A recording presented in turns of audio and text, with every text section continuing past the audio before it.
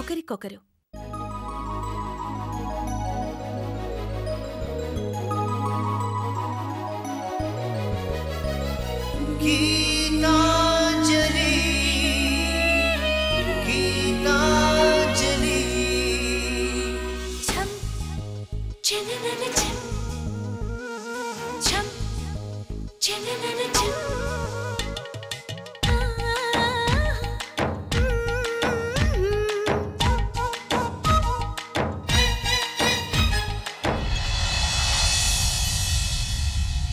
చినుకై చిరు చల్లై మన మనసులు కురవాలి పూవై పొదరిల్లై ఎదలల్లకు పోవాలి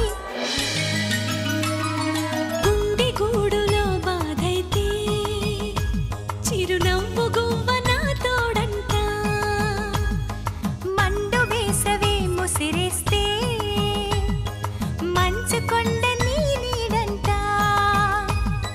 కంటి పాపల నవ్వుంటూ కన్నిటి బొట్టుని రానేమో చిన్నారి స్నేహం పొద్దంటూ నిరుపేద చెట్టుని కట్టావు ఎన్నెన్ని జన్మలకైనా మనం ఇలాగే పుట్టాలి తరాలు మారుతున్న గీతాంజలుండాలి ఎన్నెన్ని జన్మలకైనా మనం ఇలాగే పుట్టాలి తరాలు మారుతున్న గీతాంజలుండాలి గీతాంజలుండాలి గీతాంజలుండాలి.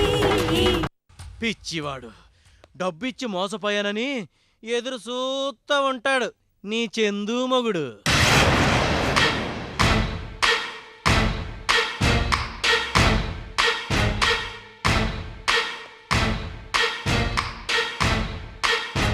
ఏందే అలా చూస్తున్నా లోపలికెళ్ళు వెళ్ళే. అమ్మా బుర్ర బద్దలు కొట్టింది కానీ మన చేతిలో 2,30,30,000. ఎవరో రావాలి ఎవరో రావాలి నా ఉదరం కరిగించాలి ఈ తీగను కదిలించాలి నాలో రాగం పలికించాలి ఎవరో రావాలే ఎవరో రావాలి ఎవరో రావాలి ఎవరో ఎవరో రావాలి. అయ్య బాబోయ్ ఏంటిది? ఈ భూప్రపంచంలో ప్రాణి అనేది లేకుండా చేద్దాం చూస్తున్నావా? అయినా నీ గెటప్ ఏంటి ఈ సెటప్ ఏంటి ఏమన్నా సంబంధం ఉందా? మరి లేదేటి నా డ్రెస్కి వీణకి కాదు మరి నా లవ్కి మీ కొవ్వుకి సంబంధం ఉందండి. కొవ్వా?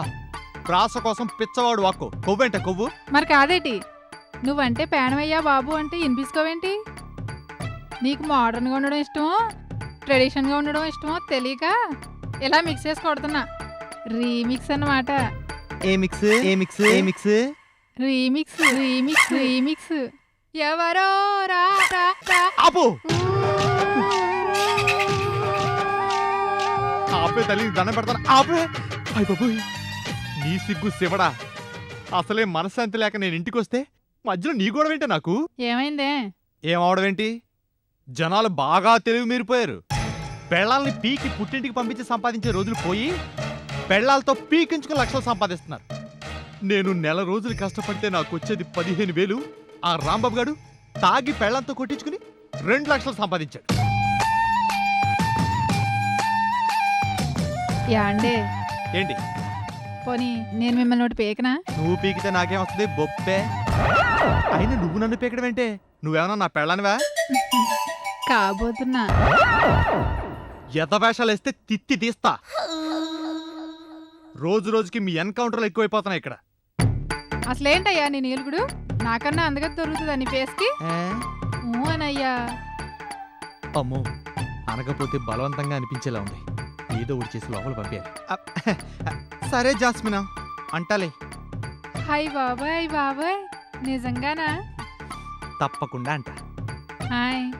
కానీ అలా అనాలంటే నువ్వు కొన్ని పరీక్షలు పాస్ అవ్వాలంటే. అది ఏటయ్యి తొందరగా చెప్పండి.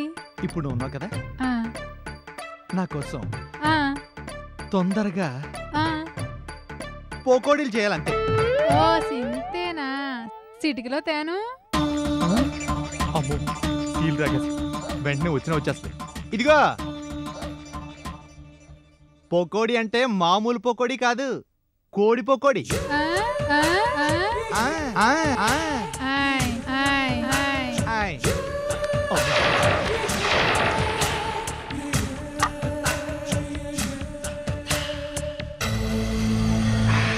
అమ్మయ్య బాబా, ఎంత ఈజీగా సంపాదించవరా 2 లక్షలు. ఒక్క దెబ్బకి 2 లక్షల లాభం లేదు. మనం కూడా ఏదో ఒకటి చేసి సంపాదించాలి. సంపాదించి ఆ రౌడీ ఏదో మొహాన్ని కొట్టాలి, లేకపోతే మొత్తానికి జల్లబడిపోద్ది. అవును, చేసి తీరాలి.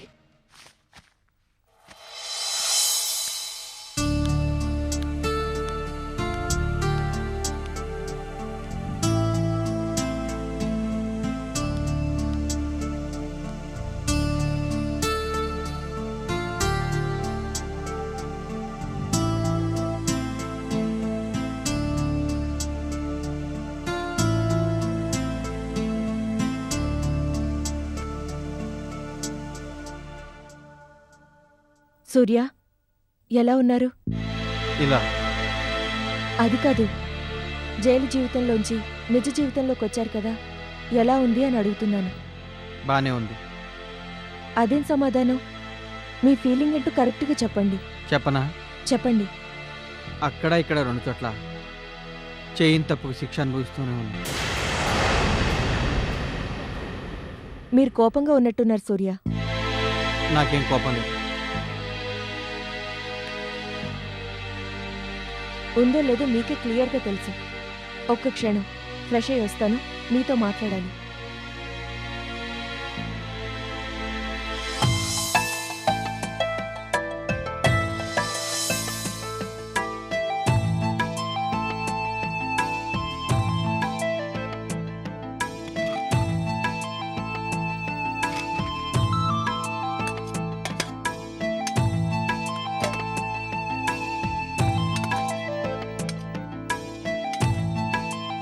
తినమ్మా, బాగా తిను. తిను, ఆపావే, తిను. చిన్ని నా బొజ్జుకి శ్రీరామరక్ష అనుకుంటే సరిపోయా. మిగతా వాళ్ళు తింటే ఏంటి, తినకపోతే నీకేంటి? ఏంటత్తయ్య మీరనేది? ఉన్న విషయమే తల్లి. నిన్న రిలీజ్ అయినప్పటి నుంచి నా పెళ్ళాం వస్తుంది, నాకు అన్నం పెడుతుంది, నా పెళ్ళాం వస్తుంది, నాతో కలిసి తింటుంది అని పిచ్చి భ్రమలో పడి పచ్చి మంచులు కూడా ముట్టకుండా నీకోసం పడిగాపులు పడుతున్నాడు. నువ్వు ఇప్పుడొచ్చి వాడిని వెర్రిముండా కొడుకుని చేసి సుష్టిగా భోంచేస్తున్నావు. భోంచే. అదేంటి, నిన్నటి నుంచి తినలేదా? ఎందుకని? నీకున్న జ్ఞానం వాడికి లేక. ఎందుకంటే ఏం చెప్పాలి, ఎవరి కర్మ వాడిది.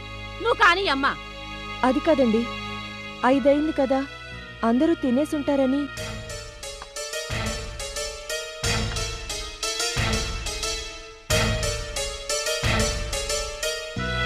ఏంటిది సూర్య, ఎందుకు ఇలా చేస్తున్నారు? నేనేం చేశాను? ఇంతకన్నా ఏం చెయ్యాలి? ఇప్పటిదాకా అన్నం తినకపోతే ఎలా? ఆకలిగా లేదు, తినలేదు. అదే, ఆ ఆకలి ఎందుకు లేదు? ఎందుకా? పెళ్ళాం మీద ప్రేమ ఉంది కాబట్టి. ఆ పెళ్ళాం వచ్చి ఉద్ధరిస్తుందన్న వెర్రి నమ్మకం ఉంది కాబట్టే తినలేదు. నీ అంత తెలివితేటలు లేవుగా వాడికి. అత్తయ్య ప్లీజ్, మీరు ఒక నిమిషం ఆగండి. ఎలా ఆగమంటావమ్మా? ఎలా ఊరుకోమంటావు? జన్మల ముందు వాసన ఎరిగిన నా బిడ్డ నీ మూలంగా తాగుబోతయ్యాడు. అమ్మా, రాత్రి తాగొచ్చి తట్టుకోలేక వాంతొచ్చి నాన్న అవసరపడ్డాడు. నిద్ర లేక తెల్లవార్లు పొల్లుతూనే ఉన్నాడు. అమ్మా ప్లీజ్. నువ్వుండ్రా, తనకి తెలియాలిగా. బిడ్డ ఇప్పుడు దాకా నిద్రపోలేదు, తిండి తిప్పలు లేవు. తలబట్టుకొని ఇలా కూర్చొని తన కర్మానికి ఇంట్లో పడున్నాడు. సూర్య, మీతో మాట్లాడాలి. మాట్లాడు. ఎవరన్నా వద్దన్నారా? అత్తయ్య ప్లీజ్, ఇది మా ఇద్దరి మధ్య వ్యవహారం. దయచేసి మీరు మాట్లాడకండి. మాట్లాడరేం సూర్య, నేను మీతో. పద. నువ్వెక్కడికి రా? దాని వెంట బయలుదేరావు. తిండి తిప్పలు లేకుండా ఇప్పుడు దాకా. అమ్మా, నువ్వు తిని పడుకో, గొడవ చేయొద్దు. దా.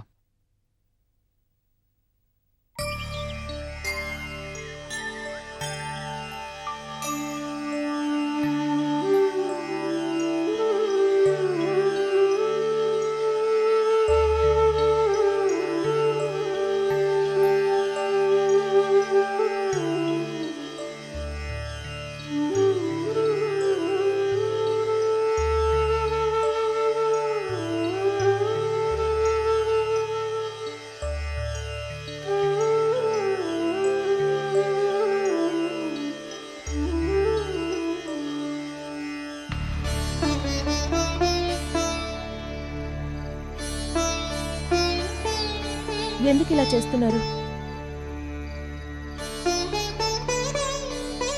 నా మీద అనుమానమా?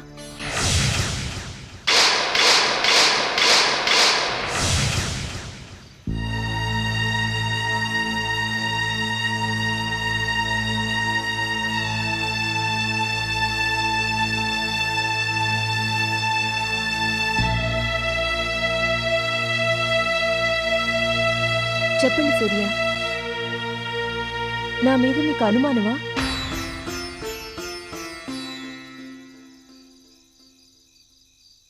అని నీకెందుకు అనిపించింది? మీ అమ్మగారికి నా మీద అనుమానం ఉంది కాబట్టి. ఆవిడ మీకు ఈ విషయాల గురించి చెప్పుంటుంది. అంటే ఎవరేం చెప్తే నమ్ముతానా? మరి మీరు చూసారా?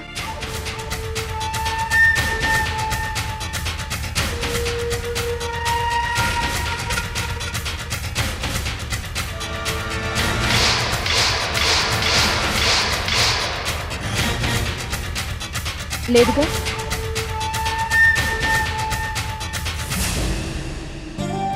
చూడండి సూర్య, పెళ్లికి ముందు మన మధ్య ఉంది స్నేహం. ఏ మనిషైనా ఇంకో మనిషితో ఎందుకు స్నేహం చేస్తాడో తెలుసా? తన అవసరానికి సాయం చేస్తాడని, తన బాధల్లో తోడుంటాడని. ఇప్పుడు మన మధ్య ఉంది వివాహ బంధం. దీనిలో స్నేహానికి మించిన అంశం ఒకటి ఉంది. అదే నమ్మకం. మానసికంగా, శారీరకంగా, ఆర్థికంగా ఇలా అన్ని రకాలుగా ఓ మనిషి తన విషయాల్లో తన భర్త మీదో భార్య మీదో ఆధారపడతారు. అందుకే వాళ్ళని జీవిత భాగస్వామి అంటారు. మీరు నన్ను మన్నించి నా మెళ్ళో తాళి కట్టిన మరుక్షణం మీరు నా జీవిత భాగస్వామి అయ్యారు. మీకు సంబంధించిన ప్రతి చిన్న పెద్ద అంశం నాకు సంబంధించిందిగా ఫీల్ అయ్యాను. మీ అమ్మగారిని అత్తయ్యగా కాకుండా అమ్మగారిని చూసుకున్నాను. మీరు చెప్పకపోయినా మీ చెల్లెల కాపురం చక్కదిద్దాను. మీరు నిర్దోషిగా బయటకు రావడానికి నా సాయశక్తిలో ప్రయత్నించాను. వచ్చాక ప్రశాంతంగా, ఆనందంగా జీవించడానికి అన్ని ఏర్పాట్లు చేశాను. ఆర్థికంగా ఏ ఇబ్బంది ఉండకూడదని ఉద్యోగం కూడా సంపాదించాను. ఇదంతా ఎందుకోసం చేశాను సూర్య? నా కోసం కాదుగా, మన కోసం. మీరు తృప్తిగా నన్ను చూసి ప్రేమగా అంజలి అని పిలిస్తే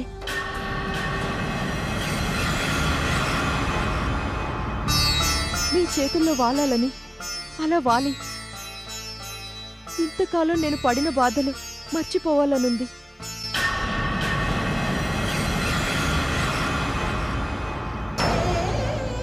అలా మర్చిపోగలనన్న నమ్మకంతోనే ఇప్పటిదాకా బతికున్నాను సూర్య. నాకు ముఖ్యం మీరు, మీ ప్రేమ, మీ నమ్మకం, అంతే. భాగస్వామిగా మీకు నా మీద నమ్మకం లేదంటే చెప్పండి. ఈ క్షణం చావడానికైనా నేను సిద్ధమే. సూర్య, నేను మిమ్మల్ని కోరేదొక్కటే. మీకు మీరుగా ఆలోచించండి. పక్కవారి మనసుతో కాదు, మీ మనసుతో ఆలోచించండి.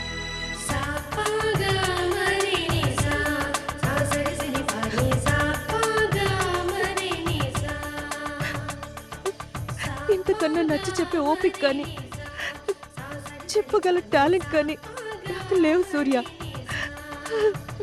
ప్లీజ్ అర్థం చేసుకోండి. అర్థం చేసుకోండి. అర్థం చేసుకోండి.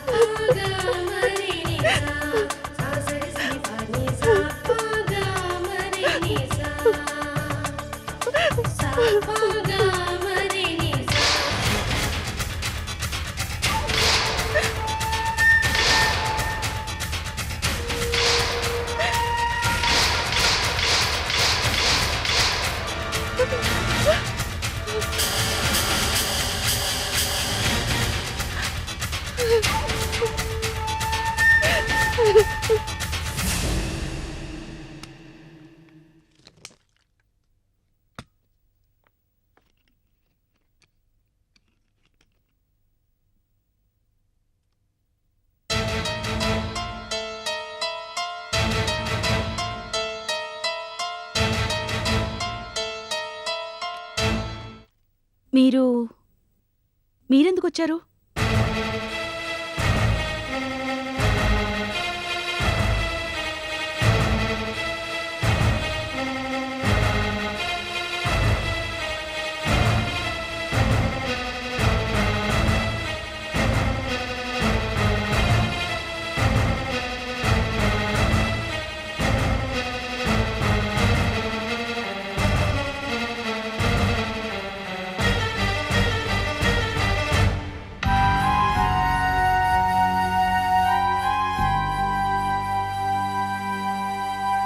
అమ్మా, నా మేనకోడల్ని హారికని నాకు అప్పగించండి అమ్మా. నిహారిక మమ్మల్ని క్షమించండి అమ్మా. తప్పే, అది చేసిందంతా తప్పే. పెద్దింటి వాళ్ళ మధ్యకి రావడం తప్పే. ఇంకా విడాకులు మంజూరు కాని భార్యాభర్తల మధ్య అడుగు పెట్టడం తప్పే. మిమ్మల్ని ఎదిరించడం తప్పే. అందుకే చంపలేసుకుంటున్నానమ్మా. అది అమాయకురాలమ్మా, తల్లి తండ్రి లేని బిడ్డ. దాన్ని క్షమించి వదిలిపెట్టండి అమ్మా.